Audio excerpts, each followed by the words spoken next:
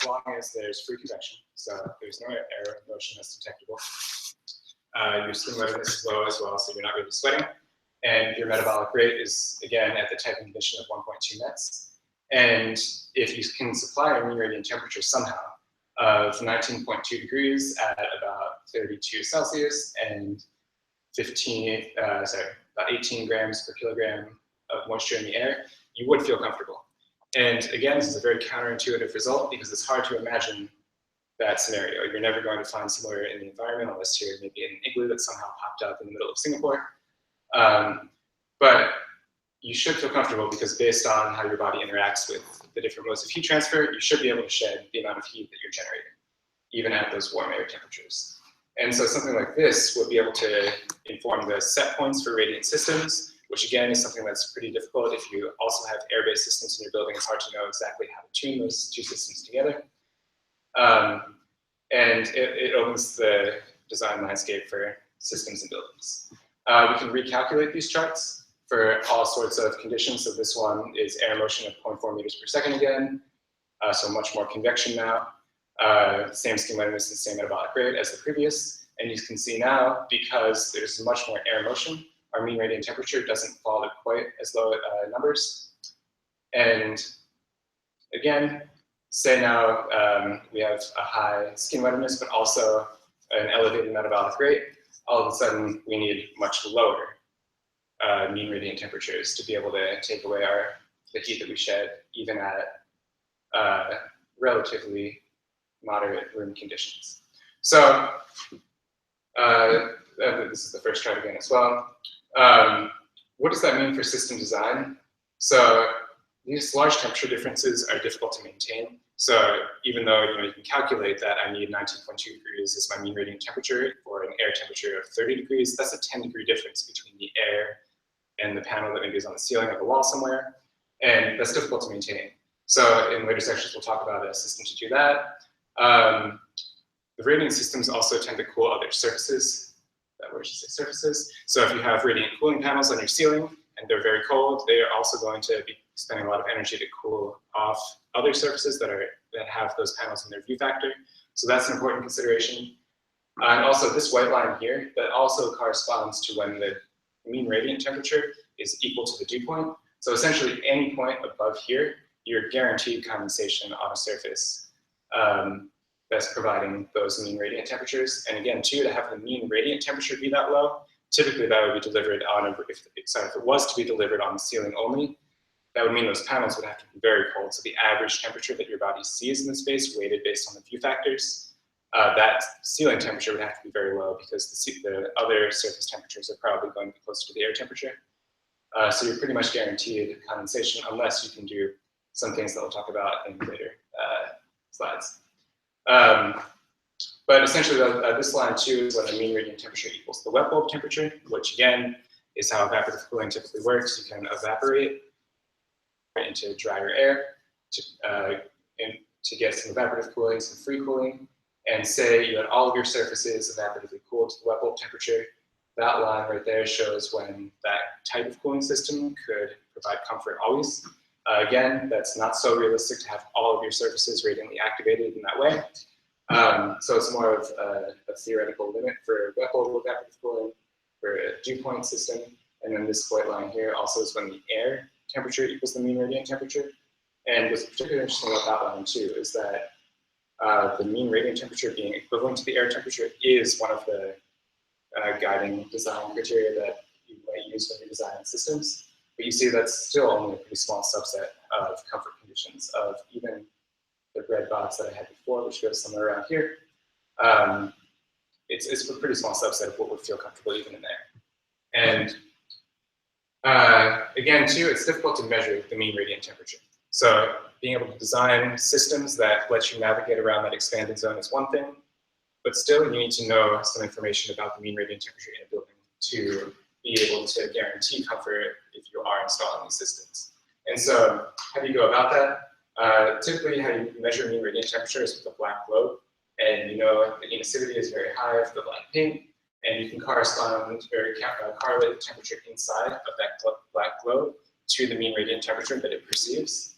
And it's defined here. So it's the uniform temperature of a hypothetical spherical surface, which is this, surrounding the subject, so the occupant, that would result in the same net radiation energy exchange with the subject as actual radiative environments surrounding the occupant.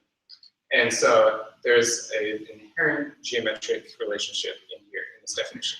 Because if I'm close to a cold wall, as soon as I move away from that wall, then I'm going to experience a different mean radiant temperature because that wall and my view factor has changed. So being able to account for that with one sensor, you couldn't do that.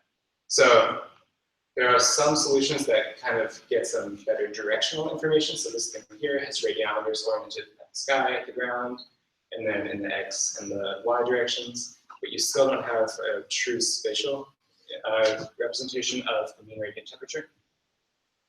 So we developed this sensor, this is our smart sensor, to account for the say, planned view of the mean radiant temperature in space. And so what this is a LiDAR element right here, and kind of hidden in the shadow over there is the object temperature sensor. So within a 5-degree field of view, it looks out and will measure the temperature of the surface in that field of view. It gives you the rotational angle. This whole thing rotates about this motor down here. And then this whole head also rotates in the elevational plane. And so you're establishing a spherical coordinate system because you also have the distance being registered by the LiDAR device and also the temperature. So what you have from this sensor is a map of space, and you know, based on the temperatures, what the mean radiant temperature is, the location of the sensor, which is what this output here is calculating. But because we have a 3D reconstruction capability as well, because we have all of those coordinates, what we're able to do is make a 3D model of the temperatures of all of the surfaces of the room. And you can kind of see there's a cold window frame here, and there's a warm radiator underneath.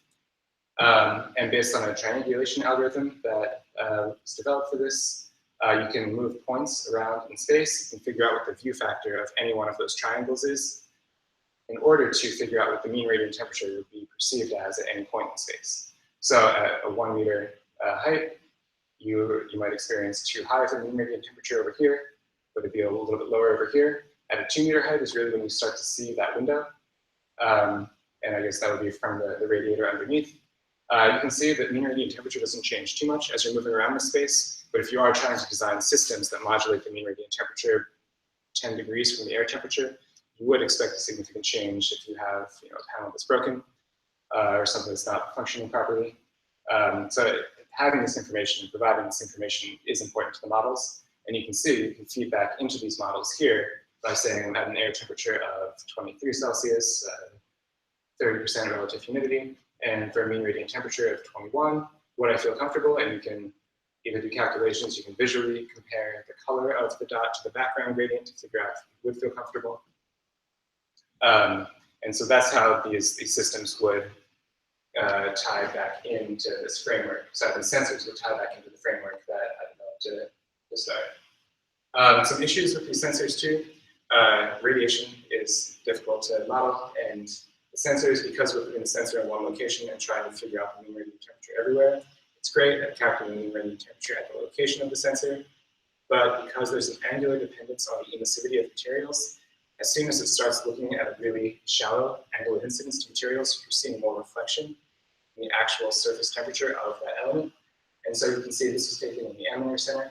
So you see that as the angle of incidence, sorry, this is a cosine of the angle of incidence, so this is still a very shallow angle of incidence. But as the angle of incidence decreases, the temperature of those radiant cooling panels that are in the Aminer Center in my office, so it's a big space, and as you go far away, the angle of incidence decreases and the temperature appears to be increasing. However, that's a function of the angular dependence of emissivity. So what we're working on now is trying to figure out either a way to directly back calculate what this temperature should be reported as, somewhere about 22.5, or figure out something about materials. We're not really sure what to do with all of that yet, but the point is, because we have all of this geometric information, we're able to back calculate a lot of these normal and angle of incidence vectors, which is really useful, and no other sensors are able to give you that information. You can do outdoor scans, so this is the courtyard next to my office, and you get really interesting information because this wall has been heated up by the sun all day, versus this side has been in the shade and the ground. Also, you can see the divide for the shadow right there. So again, if you're in an office, this is another common problem too, where if you have sunlight coming in, heating up certain areas, that's going to increase the mean radiant temperature. And it gets pretty warm too. So before I was showing the mean radiant temperature in plan only changed by a couple of degrees. Sun can change that mean radiant temperature quite a bit. And being able to adjust systems accordingly would be very useful, especially in the winter for heating systems. Again, in the summer for cooling systems, the problem is you wouldn't necessarily save on energy costs there. Another thing to do with the sensor, which would be have a huge impact on energy savings, is occupancy detection, because we're always emitting radiation that these cameras can pick up on. You can begin to make out occupant signatures, and being able to know how many people are in a space and also where they are gives you ventilation flow rates that you are required to have for ASHRAE regulations. And also, if you have more personalized ventilation systems, you can activate based on where people are in rooms. So that's all future work for the sensor. And now I'll talk a little bit about some air motion studies that we did, just kind of showing that air is really difficult to monitor. And it was actually in the School of Architecture. So over here was the original facade of the School of Architecture building. And once they realized that it was too hot, you can kind of see the shades in these windows inside. So once they realized it was too warm, they put this double skin facade on to act as kind of a thermal insulator. So the sunlight would come, and in the summer, it was supposed to operate by heating the air in space, and then the warm air would rise, exit through the vents in the top, and creating this dynamic insulation for the building. And we decided to check whether it was actually working that way, and in the process, try to model the actual airflow in space. And so this is a typical architectural rendering. It's not of the exact facade that we were measuring, but it is a double skin cavity. And you can see there are lots of arrows, and it's all very idealized. So the cold air is supposed to be drawn in, go into the building here, I guess, because that window's open and directs some of the airflow. And then the warm air is then supposed to be sucked out of the space and then vented out the top, and the whole process repeats on the floor above. It's a huge assumption to say, that air is going to be shot out that way rather than just be sucked back in up there, for instance. There are lots of issues with just putting arrows and hoping it works that way. So what we did, we put air temperature sensors at different heights, and we're hoping to get some results. Here's an image of the ladder inside the double skin cavity. It was there for about a year. It was a really fun experiment. And this is the raw data. So at the 19.5, the sensor 19.5 inches above the bottom, which is about a half meter, we're detecting this temperature trend, and 77.5, 191, so then all the way at the top. Just quickly looking at all this information, it's really interesting that the temperature profiles smooth out as you go up. So there does seem to be some functionality where, regardless of what's happening at the bottom, there seem to be these two main patterns, either with two bumps or just a simple rise in temperature and fall throughout the day in the bottom. But regardless of what's happening at the bottom, you seem to smooth it out by the time you reach the top. And here are kind of the averages of all of those. So you see the typical operation is the lowest temperature sensor. So the thick lines represent the averages, and the thin lines represent all of the data at each height. And the in general, the bottom line, the bottom temperature sensor is recording the lowest. However, midway through the day, it actually overcomes the two temperature sensors above it, which is hard to explain. And if you translate this then into the density profile, so if you're looking at the density difference between the top temperature sensor and any temperature sensor and the bottom temperature sensor, you see that midway through the day, the air density actually converts in the whole cavity, which is indicated nowhere in an arrow diagram of it. And you would not necessarily know anything about this. We think the reason this happened was because there's a tree that's kind of blocking a lot of the incoming solar radiation, so you're losing that driving energy because of the shadow. But being able to, after the fact, monitor with all these cheap air temperature sensors, that would be important to know something about when you should open the dampers, when you can expect to count on the system for providing comfort. And another thing that we found too, we put some differential pressure sensors in the cavity, and there's a pretty good correlation actually with the wind speed, which was measured not directly at the School of Architecture, but close by from the Central Weather Station, and the differential pressure in the cavity. And it's going to be that differential pressure inside the cavity and the outside that indicates how much air is moving through the space. So that was an interesting result too. This was a pretty stormy condition up here, so you get more convection during a storm, which maybe you don't necessarily want. The air temperature typically drops during storms. It's interesting to know that if the system is mechanized, you might want to install some additional control mechanisms to account for times like that. But the neatest output from this study, though, was being able to put arrows on one of these diagrams that actually mean something. So we did a bunch of smoke tests showing that the actual plume, so to speak, of the air that was being sucked into the cavity, and then put an actual temperature gradient. This is just a snapshot. You don't see the inversion in this time, but you see the actual temperature gradient in space, the actual volume of air that's being drawn in, and the speed. So the red arrows correspond to a faster speed. Blue arrows correspond to a lower speed. You actually see that above kind of that green height there, the air is going up and being sucked into the one above rather than the closest one. So you are able to get a lot of information from putting some cheap sensors in and just monitoring for a couple of months and then also doing the smoke test studies. But yeah, also this is an architectural rendering that was produced by someone in our group based on all of its data. And being able to show these arrows, it kind of speaks to the fact that convection is really difficult to model, even though air itself is really easy to measure the temperature of, versus something like mean radiant temperature. It's very easy to control the temperature of surfaces if you have the right systems installed. However, monitoring the mean radiant temperature in space is difficult, which is one of the reasons why air-based systems are so preferred. It's easy to know what's going on, except for the fact that you don't know exactly how the air is moving in spaces, which is why there are so many comfort complaints. So it's kind of that logic telling us why mean radiant temperature manipulation could be more comfortable in the future.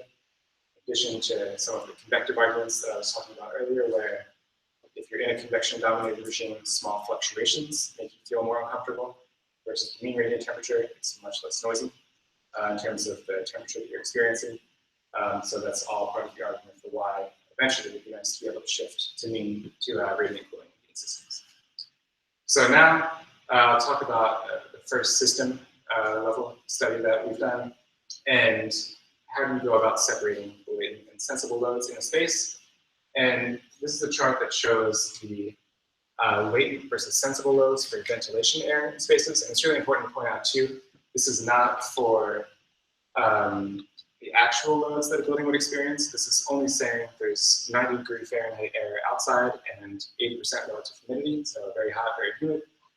How much energy do you have to put into that outdoor air to make it comfortable inside? There's nothing to taking into account the solar gains and also the transition gains going through systems. So it's a bit of an underestimate for the sensible load, but still, the typical design knowledge is that the latent and sensible loads are about equivalent. And if you're able to separate those things, then you have a lot more opportunities for how you treat the latent and sensible loads. However, right now, it's still a Willis carrier system that's treating these latent and sensible loads together. You take air, you cool it down, you knock the water out by going below the dew point, and then when it comes back to the building, either you heat it back up or it'll mix with some other air from the building, so it doesn't go to the room at the temperature that it was at before to knock the water out, but you're addressing the sensible latent loads essentially with the same system. However, for fluidescents, you can break down those latent and sensible loads and start treating them individually. So liquid desiccants have been around for a while. Lithium chloride is a commonly used type 1 desiccant, and type 1 means that it pretty much holds a constant volume of water versus type 3 desiccant, which is what we're using, and it holds a variable amount of water based on the relative humidity of the air. So it changes its equilibrium point quite dramatically based on the relative humidity of the air that it's with. Drawback with lithium chloride is that it's highly corrosive and highly volatile. And same with glycols, they're very viscous and will evaporate if you have them in systems that are open. It's just kind of hard to use and expensive to install in general. You need all sorts of fancy pumps for lithium chloride, for instance, because it's so corrosive. However, our desiccant is not. However, this chart is a little bit misleading. It makes it appear that the type 3 desiccant holds more water overall than type 1 desiccants. However, the one that we're using, it barely holds any water. So the absorption coefficient in relationship to lithium chloride is very low of our alkoxylated siloxane desiccant. Holistically at the desiccant properties, you can make a good argument for why it's actually a good desiccant for dehumidification in systems. And you can see here, for instance, that it's pretty much never going to disappear. You can leave it in an open beaker, it's never going to evaporate, it has very low vapor pressure. And the diffusion of water inside the desiccant is an order of magnitude higher than some of the other desiccants that are commonly available. And because of its type-free behavior, you can really take advantage of that when you're regenerating the desiccant. So rather than having to heat up the desiccant to high temperatures, as you typically have to do with lithium chloride, you can use waste heat from other areas in the building to heat up the air going above the desiccant to pull the moisture back out. So if you take 30 degrees Celsius humid air from the building, heat it up to about 50, the relative humidity goes down, and just that mechanism alone is good enough to pull the moisture back out of the desiccant. So we're also, because it's not corrosive, we're also able to put the desiccant into tubes. And these tubes are made with PBACs from Arkema, and they provide excellent moisture transport into the desiccant from humid air. So humid air, this is an electron micrograph of the cross-section of one of the tubes. And the air would be out here, and the moisture from the humid air goes across the membrane very quickly into the desiccant. And we had a bunch of experiments that varied the Reynolds number on the air side, as well as the humidity in that stream. And we also were able to vary the contact length of the amount of time the desiccant and air were in contact with each other. And one of the most interesting results that we found was that initially there's this quick regime where moisture is being pulled out of the air very fast. Before that rate slows dramatically by a factor of about 75.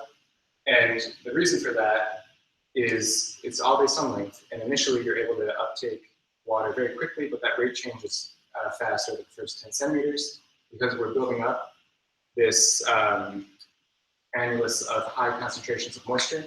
And the diffusion, R2, the resistance based on diffusion of the moisture into the desiccant, ends up becoming the limiting factor. You're always able to go through the membrane quickly, but because getting out of that boundary layer into the bulk desiccant fluid, that's what takes a while. And because PBACs is highly selective too, water is just going right through, and water is the only thing going through. So there's only water here. It's a very high partial pressure then. So we're really just PBAC for water to go into the desiccant. So how do we solve that? We came up with a 3D printed solution. And so we have these little 3D printed chambers, and these are the PBACs tubes. And what we envision is that you connect maybe 4 of these in series, and the run of tubes is only 10 centimeters, so you're using all of the absorption capability of that 10 centimeter tube before putting it into another bigger expansion or mixing chamber. And all of the bulk fluid gets to mix again before going into tubes, so the surface concentration that you see in the next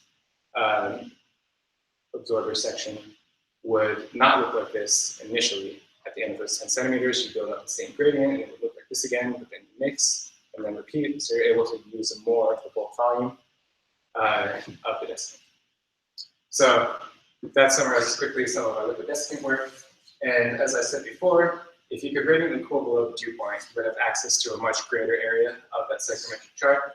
And there are ways to do this. So radiation is a really interesting heat transfer mode, because if you can supply a cold source, you can have a membrane that's transparent to that cold source, and your body still sees it.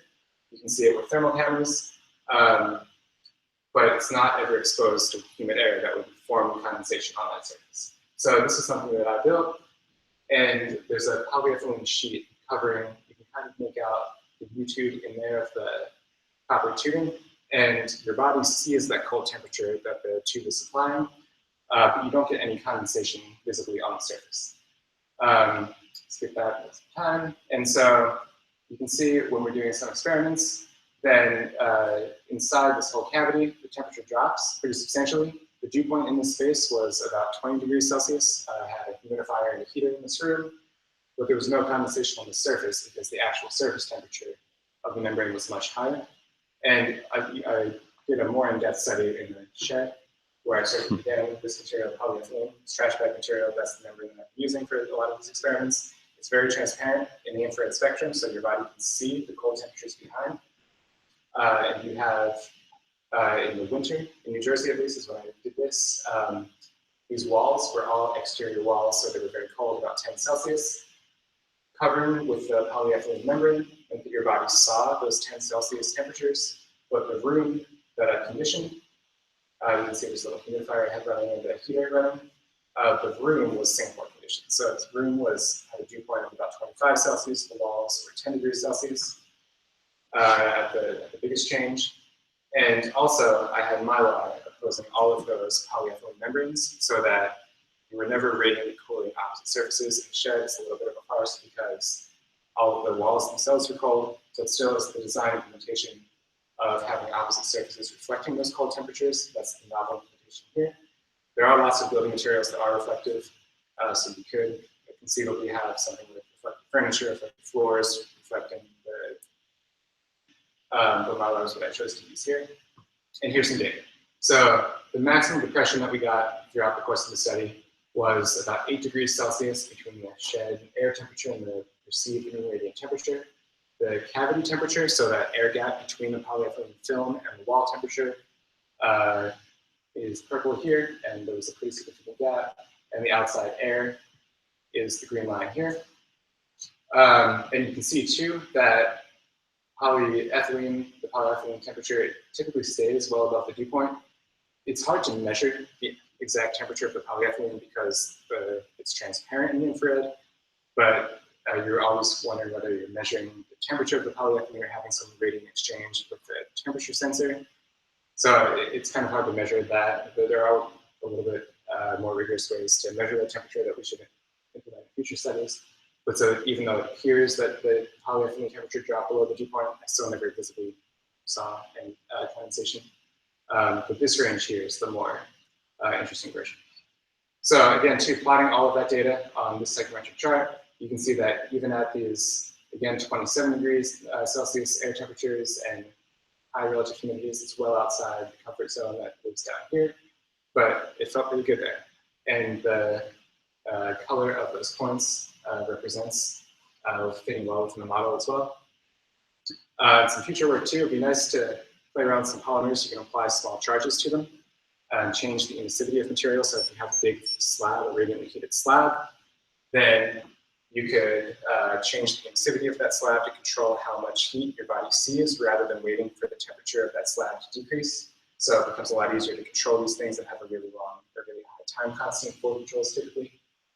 Also, if you do some mechanics for radiant cooling, you can try to design materials that are reflective across a large wavelength spectrum and also angle of incidence. You can optimize for either of those currently, and we're looking at ways to optimize across both of those things so that you can design some materials that for radiant cooling regardless of where you are. And eventually too, it'd be really interesting to kind of bring all of this work together and build off some previous work with M-cycle cooling combined with radiant cooling above you. And the way this typically works is that you pump in cool air. It's been dried from a conventional chiller system. It goes into this top dry channel, sensibly cools along this line here before becoming a medium in which to evaporate in this channel. And that's the basic mechanism for M-cycle evaporative cooling. But if you combine that without sensibly cooling the air, it's being supplied to this room, and instead just dehumidify with a liquid desiccant. So you have outdoor air coming in, being dehumidified with the desiccant, entering the room, and then entering the M-cycle cooler. So this duct at the top, it's always radiantly cooling occupants underneath. And then that air goes back out and goes through a heat exchanger to pre-cool some of that incoming air. This is the study that we want to do to bring together all of these systems with the desiccant, the radiant cooling system, the M-cycle evaporative cooling, where we're proposing using bromite on these ducts. Bromite is a very hydrophilic oxyhydroxide of aluminum, and it creates these very thin water films spontaneously on the inside surfaces there, so you can always have a constant medium for evaporation. And so that's what we propose in the future for some evaporative cooling work. So in conclusion, air is pretty easy to sense. Temperature, however, it's very difficult to model and makes for noisy thermal comfort, right? So if anything changes about the air motion with the air temperature, it's very disruptive to thermal comfort. MRT, the mean radiant temperature, is very difficult to sense conventionally. However, it's very consistent, it's very stable, and easy to provide. So that's why we're proposing this paradigm shift from air-based cooling to surface cooling. systems, you should be able to adapt to control these modes that I'm talking about in the models, where you can expand the comfort zone to encompass a lot more ambient conditions rather than having to try to tightly design your systems to always stay in that tiny thermal comfort box. And these new systems then that we're talking about, you should be able to leverage, whether it's evaporative cooling, standard evaporative cooling, M-cycle evaporative cooling, desiccant dehumidification. You should be able to leverage a lot more of these potentials. So in the future, we'd like to look at the air system, and we like acronyms a lot. And there's a pretty good one, if I say so myself. And one of the interesting things there is that you could control comfort in this space based on the humidity alone. Go back to the diagram. You're going to get more evaporative cooling up here if there's more dehumidification coming out of the desiccant dehumidifier. So having that as your only tunable parameter, that might be interesting to look at too, and try to actually make a comfortable space only controlling the humidity. And how much additional energy is required, we still obviously have to compare the energy inputs to this system, because pumping through those little tiny tubes is very energy intensive. But it should be an interesting future work setting. So thanks very much.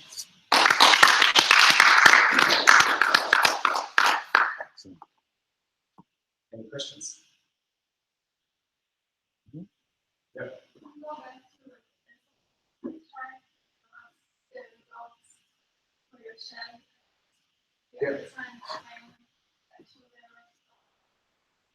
Yeah. So again, the color, the way you interpret these is you're at a temperature and humidity, and the color corresponds to the color over here, and a mismatch between a point and the background implies that maybe there's an uncomfortable condition in the room. So because there's a big difference here versus say up here, at that point there, the mean radiant temperature probably wasn't low enough for producing thermal comfort versus down here. This is before the system actually had a chance to warm up. So the two interpretations here would be that the mean radiant temperature isn't high enough or the air temperature isn't high enough. And again, those are more points because the air temperature was still increasing in the Singapore conditions. The really useful thing for these types of charts would be to have kind of like a bin size or something, because thermal comfort, it's not that you have to be right at 19 degrees mean radiant temperature here. If you want to guarantee thermal comfort, you can be within a window always. So being able to calculate that window and then just say this person will feel comfortable versus this person won't, and have just a yes/no color versus having to compare the color and do some further calculation, that would be the more useful implementation of this eventually. But that also requires some more information about clothing levels too. But yeah, did that help answer it all?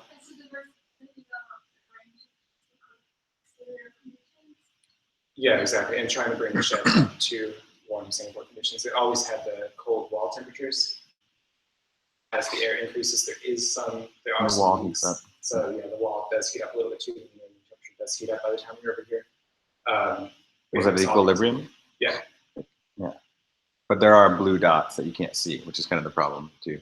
The blue dots mean they're comfortable, but you can barely see them. There are some there, and at the top too, right? Yeah. So it's hard to see some of those. Which is just when you got more humidity. What was the airspeed you assume for this plot? Free convection. Because actually, I had the radiator in the room. The radiator was blocked from the radiant temperature sensor. Right. That was the primary mode of getting heat into space.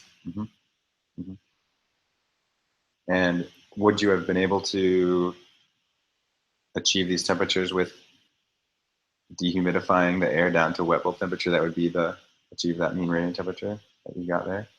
Some probably, yeah. And that right there's the line for the wet bulb system. So it's because there were 3 surfaces that were radiantly activated.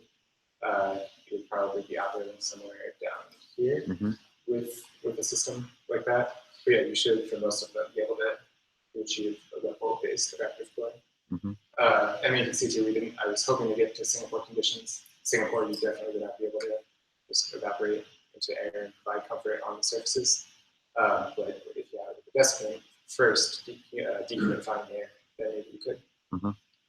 But this shows you how much you have to dehumidify the air before you're able to rely on evaporation again for cooling.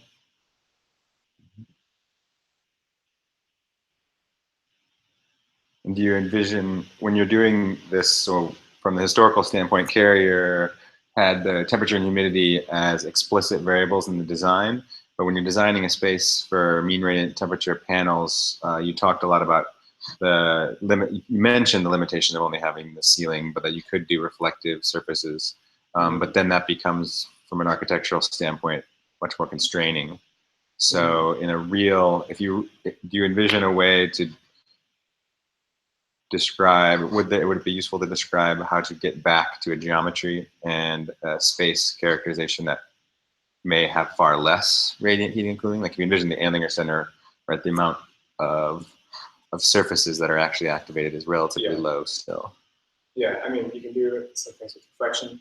So you can have small areas that are being reflected into there. So I'm not talking about the opposite surfaces in this scenario, but here you go.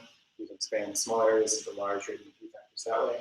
I mean, also I was definitely kind of imagining too that it's not only the ceiling, whether it becomes easier if the ceiling is a curve. But I was also imagining, in this room, you could definitely go higher up some of the walls and still be out of the way if someone were going to add something to the walls. So you wouldn't have to worry about height. Maybe that's not so practical in other buildings or other areas already in this building using wall space. But that could help. There really are a lot of reflective materials, like just taking the thermal camera around after I made this claim that you can design for reflection with standard materials. It doesn't have to be just metal, like the tables in the meeting rooms right up there, those are all reflective. So there are lots of material choices. But generally, those materials are not in the like 95% reflective range. They're much lower, right? Right. Yeah, which actually might work in our favor too, because then you don't have to worry about them getting too cold. They're still reflecting some of the radiation.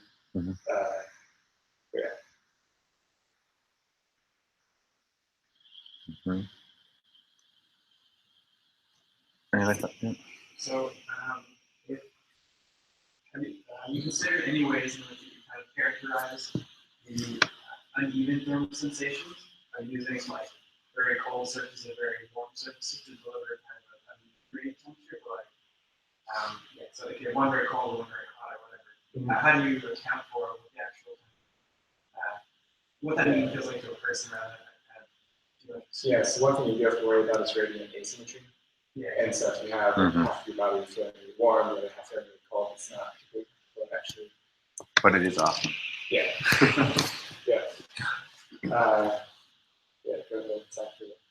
And the experience. But yeah, what I used to have on these charts too was kind of a line that showed the onset of radiant asymmetry. So like as soon as you had something that would imply that the air temperature was more than like 10 degrees above the radiant temperature, or that you have uneven radiant temperatures, it happens roughly about here and here. But again, that also matters whether you're in a heating or cooling mode. So having both heating and cooling, that'll induce the radiant asymmetry. But also just heating mode and hot radiant temperature for your head is like being hot, so it still feels uncomfortable. So yeah. So how about you design around that? You want to use radiant within the savings, what would you do to make that experience less fun? I mean, you can still rely on air motion at times. I mean, there are studies too where people are implementing really personalized ventilation systems. So that's one way to get it out without having to worry too much about the radiant temperature.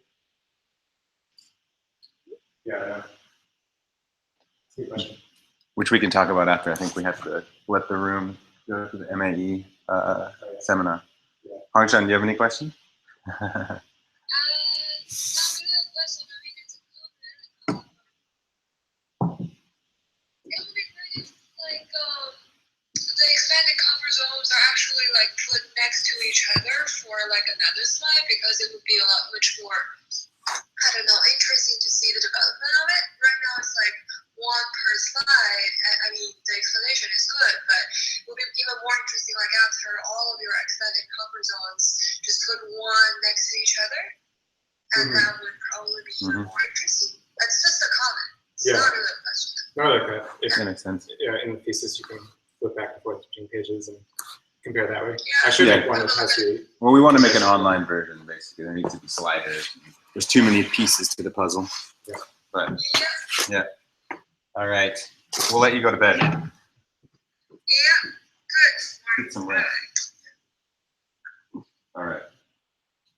Great. Here. While while we're on the stage. In recognition for your great work, we've now officially, we can certify, no longer is he just a Bachelor of Chaos, is the first thesis that I ever had to advise, but now he's the official, like, hold it and shake hands. Now he's a master of chaos. And Thank you very much. hopefully, as long as civil engineering agrees. Professor Chaos and instructor. Yes, both approved. Yes, yes.